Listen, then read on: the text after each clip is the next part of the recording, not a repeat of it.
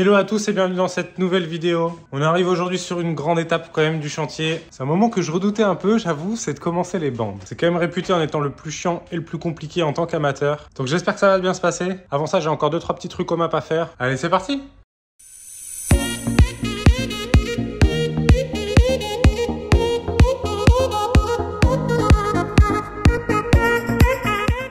Qui c'est qui est en train de réparer ses conneries?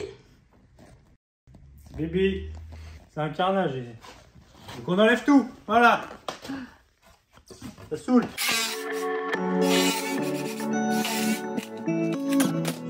Je sais pas qui c'est, le con qui colle ça au map. Il en met beaucoup. Et putain!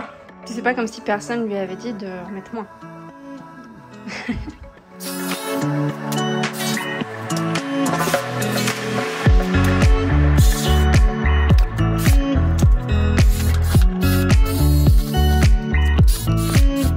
Bref, faire pour défaire, tout ce qu'on aime.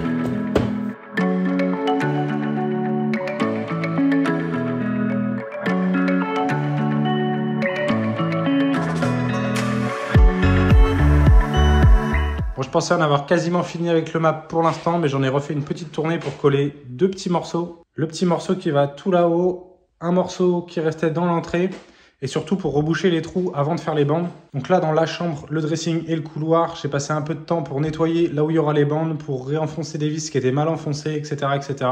Le but, c'est qu'après cette tournée de map, je puisse commencer les bandes à joint.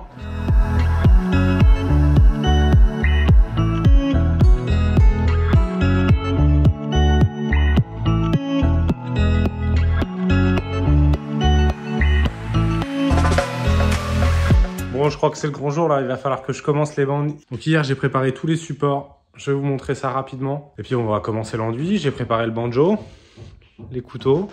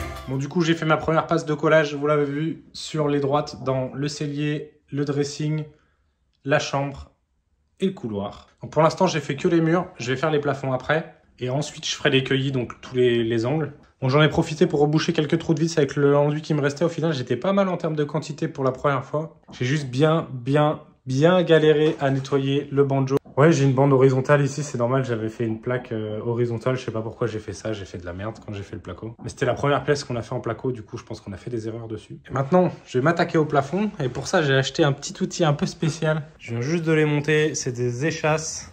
Pour faire les plafonds, ça va être beaucoup plus pratique. Enfin, si j'arrive à les mettre et à tenir dessus. Bon, je vais vous filmer ça parce que je suis sympa. Et je pense que vous pouvez peut-être rigoler.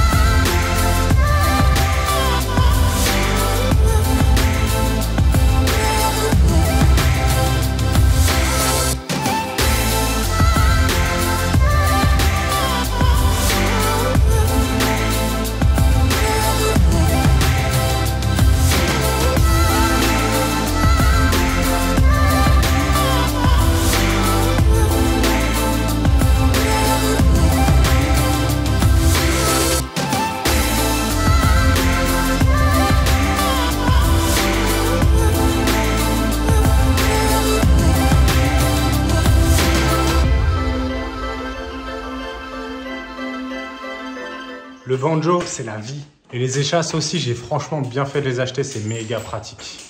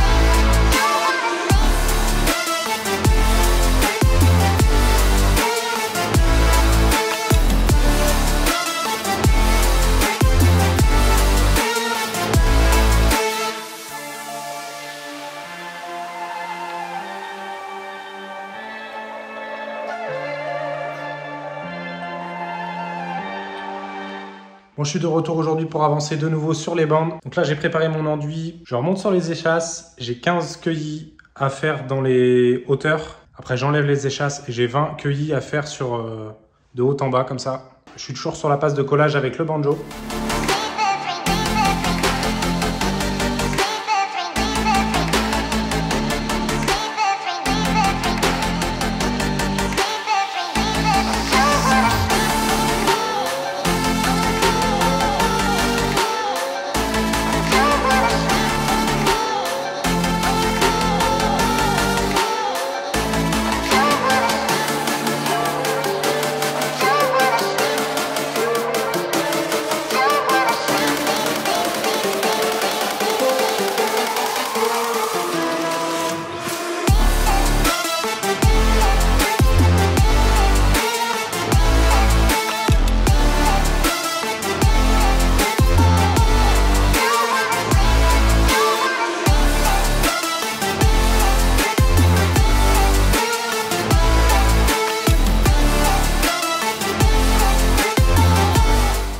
Bon, maintenant, on va se tenter la passe de charge sur ces 4 pièces. Je vais commencer par toutes les droites. Et puis après, voilà, j'ai demandé conseil à des copains plaquistes. C'est mieux. Merci à vous d'ailleurs.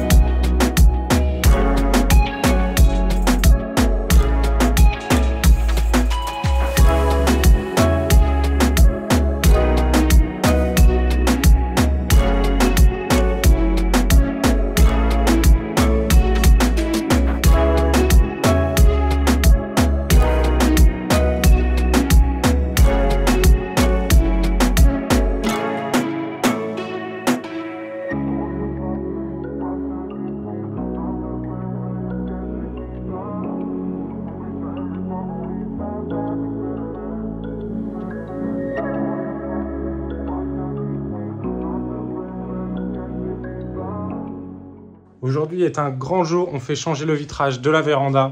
Bon, en sachant que c'est niché à 16 mètres de haut, je crois, je vais pas le faire moi-même.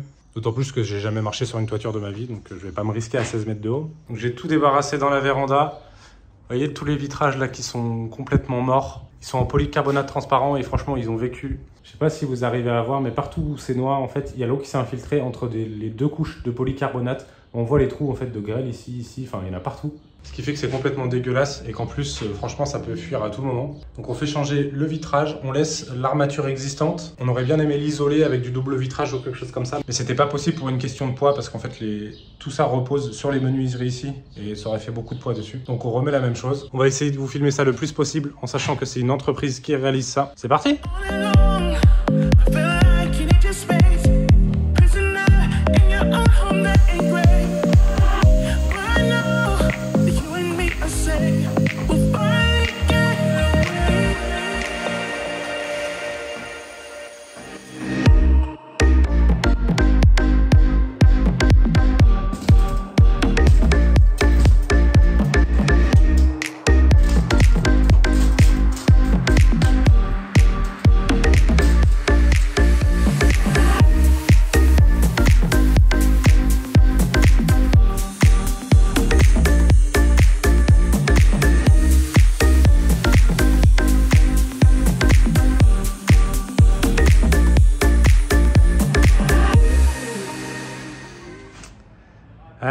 Vous voyez ma tête. Encore une journée normale. Hein. On voit quand même, c'est important, que je porte les EPI. Hein. Voilà, on voit bien la trace des lunettes. C'est bon signe et j'ai bien fait de les mettre du coup. Et ce coup-ci, j'ai pas cassé de plafond. Bah ouais, mais comment ça se fait que je suis dans cet état-là?